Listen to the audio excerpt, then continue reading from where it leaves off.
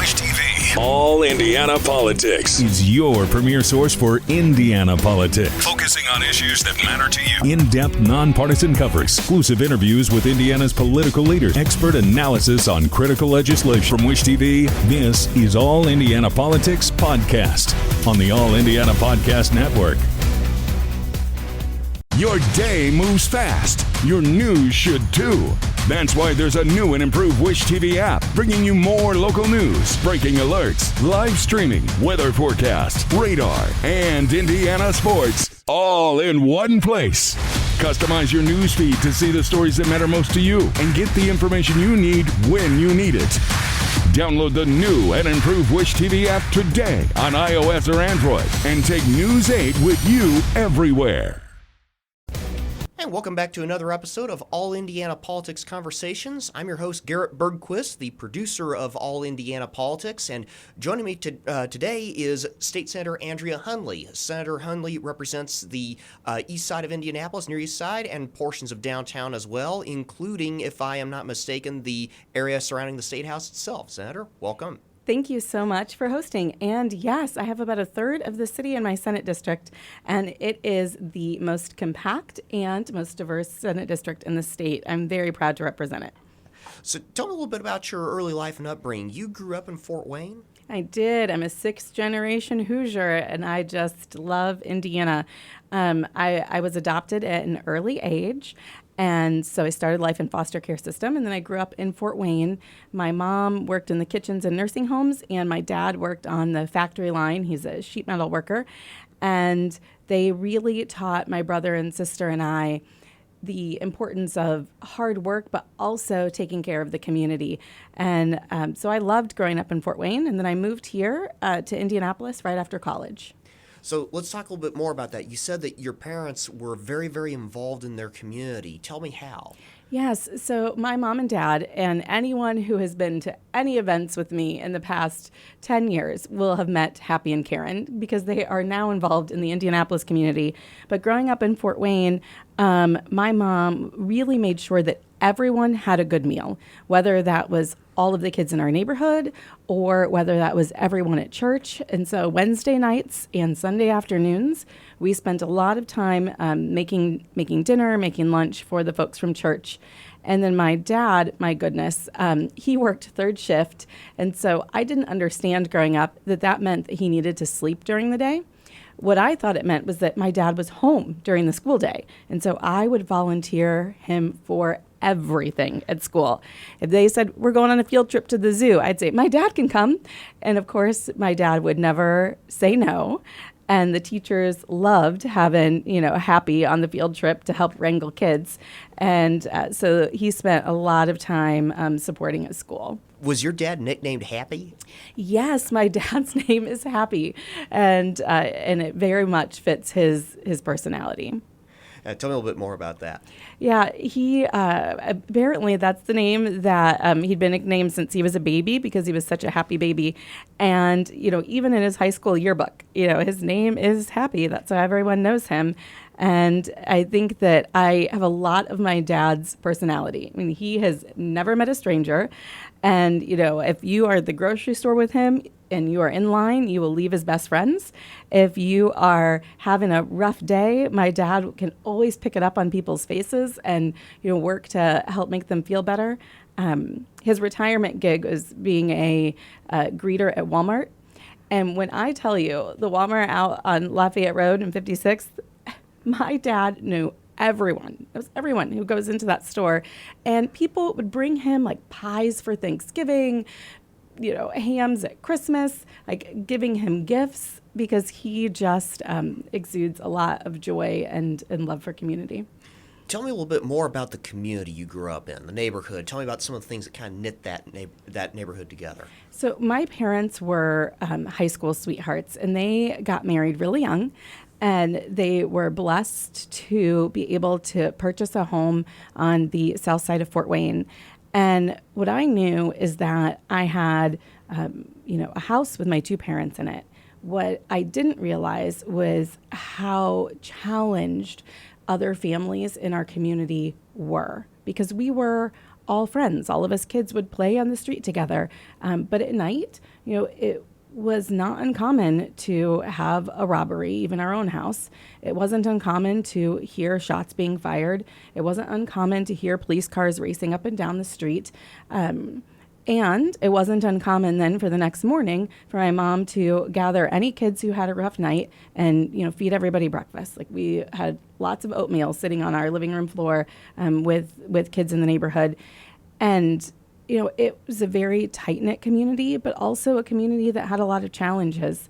But I learned a lot, in our neighborhood. I learned that when a family is going through a hard time, it means a lot when you can depend on your neighbors. My brother, sister, and I had, we played up and down the street, running all around, but we were fortunate to have all of these aunties and grandmas across the street who watched out for all of the kids. And I still remember, we called her Grandma Helen, and she was this, little old woman who lived by herself, and she watched us kids all of the time. If my parents were working late, or if they just needed us to get out of the house so that they could get things done, we would, run over to Grandma Helen's house and play. And I didn't realize how much I learned from her. She would let us cook with her in the kitchen. My mom just wanted us kids out of the kitchen.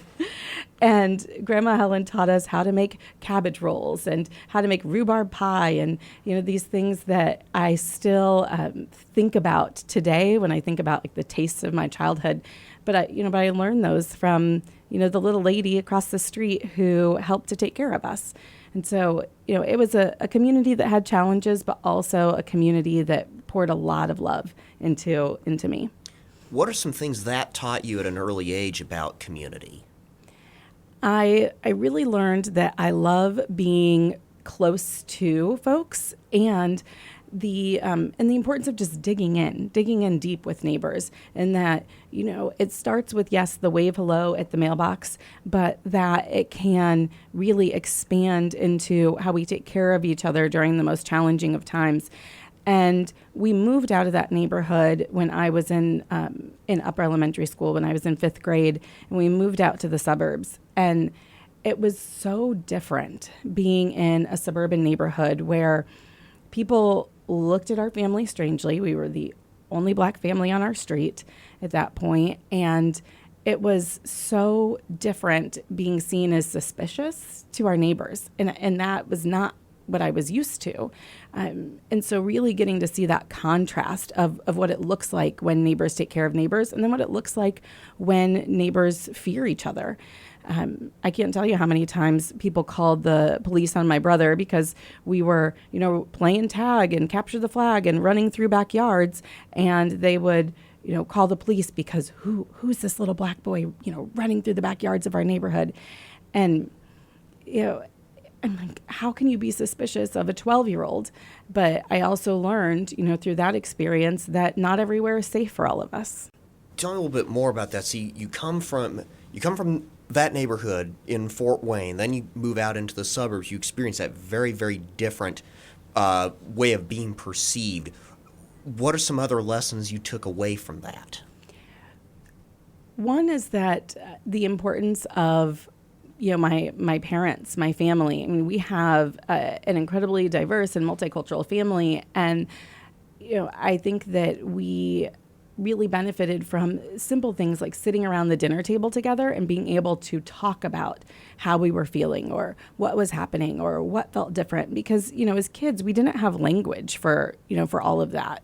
What we knew was that we wanted to play and have fun. And then, as I got older, I knew that I wanted to get a job in the community. And, and so it was really important that I always had my family network to lean back on. And my parents were serious about sitting at the table for family dinners. My dad had a lot of rules about that. But now looking back, I see that we really benefited from it because we were able to, not only reflect on our day, but also talk about some of those challenges too. And now I'm the same way with my kids. We are, very insistent that when we are home, we are sitting at that dining room table. We are eating dinner together. If they have friends over, their friends are joining us. And, I got that from my parents. No electronics at the dinner table, I assume? Absolutely not. There is no way. In fact, my poor children will tell you that they didn't even get cell phones until high school. I'm pretty strict about phones. I didn't get my first cell phone until I was junior in high school. Of course, then again, this is right at the very dawn of the smartphone era as well. So Yes. little different time Yes. here.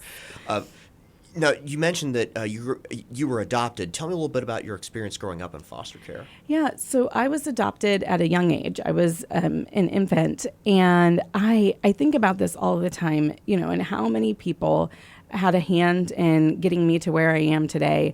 I can't remember what my foster family looks like, but what I do know that once I became a mom and held my own babies and, cuddled them and consoled them and read to them, during their first year of life, I always think about the fact that somebody did that for me. I don't know who they are. I don't know what they look like, but man, they poured a lot of love into me to help make sure that I got a good start. And I'm so grateful. And it's one of the reasons why, when I became a senator, that I worked so hard to help expand legislation to support foster families as the caretakers, and then also foster youth, because, it's a really critical network to help young people, have a strong start in life. And I'm so grateful to my foster parents. And then I met my biological mom only about 7 or 8 years ago. I was in my 30s and on a whim decided to see if I could find her. And I wrote a letter in the mail and sent it off. And lo and behold, I was able to find my birth mother. And she came to my swearing-in ceremony at the State House when I swore in, which was really incredible. And so I just have this expansive knowledge of what makes a family, and also just all of the different ways that families come together, and the different challenges too that families face.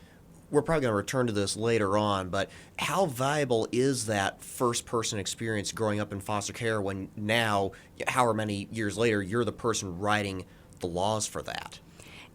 It's incredible because not only did I see the foster care experience, feel it in my bones firsthand, but I also got to see what that looked like through the lens of my brother. He was a bit older when we adopted him, and I was older. I was 12, and so I got to also see what that transition out of foster care looked like for him and meet his foster parents. They became my aunt and uncle, and our families worked together as a network. And so really just understanding how important it is that we support those who want to work with young people who have that heart for doing, that level of service and work in the community. And so I think that firsthand experience is invaluable. And then when I became a teacher too, my students who were either going through kinship foster care, so maybe they were living with a grandparent or an aunt or an uncle, or kids who were in traditional interactions with the Department of Child Services systems or other agencies, I had a level of empathy and understanding that I think is unmatched if you don't have that type of experience. I want to return to a point that you kind of touched on earlier when you were talking about your experience moving from your original neighborhood out to the suburbs. What are some things that you did to try to bridge that suburban divide, and what lessons do you think we can take away from that today? One of the things that my parents always worked hard to do is make sure that my brother, sister, and I had strong schooling experience. And so even in my first neighborhood where my parents were able to buy their home, I did not attend my neighborhood school because the school in the neighborhood at the time was not serving students well, and my parents didn't think that it was going to give my brother, sister, and I the start that we needed. And so I was bussed out of our neighborhood all the way across town to elementary school in the suburbs that supported in Spanish as a language and communications. And so at the time, these magnet schools were really innovative and allowing parents to have a choice of where they send their students, their children, regardless of zip code. was really a new idea. And I think that experience has also just shaped the way that I experience the education system. And then one of the reasons why I chose to become a teacher, because I saw the power of educational opportunities to help, give my siblings and I just a really strong start. And, I fell in love with the Spanish language and Latino culture, and yo hablo español, today. And so I think that that's something too that was just a unique experience that I had. But it's also hard not going to school with all your friends in the neighborhood.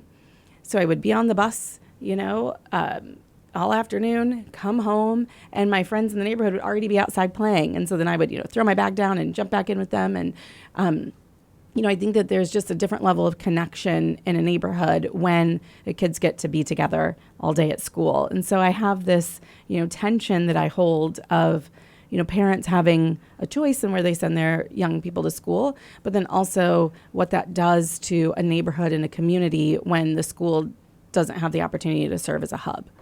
Well, and this is something I'm probably going to come back to in part 2 of our conversation. So basically, you have come at this both from the, if you will, school choice model, having gone to a magnet school, but then also working in more of your traditional neighborhood public school. Absolutely, yes. And what's interesting too, and you have to understand, I mentioned that my parents were high school sweethearts. So my dad went to South Side in Fort Wayne. My mom went to North Side. Right? My dad is black. My mom is white. And so thinking about how unique this would have been for them to have this relationship, this multiracial family. They started in the early 80s, and then to adopt children. They're also multiracial.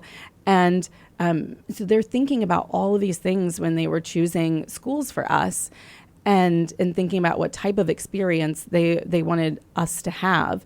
And so there's a lot that plays into this. And magnet schools were born out of the civil rights movement, right? They were born out of this desire to ensure that Black children had strong educational opportunities. And so, my parents are in that era of understanding what it means to, fight for equality, to fight for rights, to fight for, our civil rights, all of these pieces, and then how it played out, into them wanting to instill those opportunities and supports for us as kids. Well, that looks like a pretty good place to leave it there, because in part 2, we're going to talk about your educational career. For now, Senator Hunley, thank you for coming in. Thank you. From Wish TV, this is All Indiana Politics Podcast on the All Indiana Podcast Network. Watch All Indiana Politics live Sunday mornings at 9:30 on Wish TV and at wishtv.com. Subscribe to this podcast and listen weekly here on the All Indiana Podcast Network. And be sure to discover even more great podcasts at allindianapodcastnetwork.com.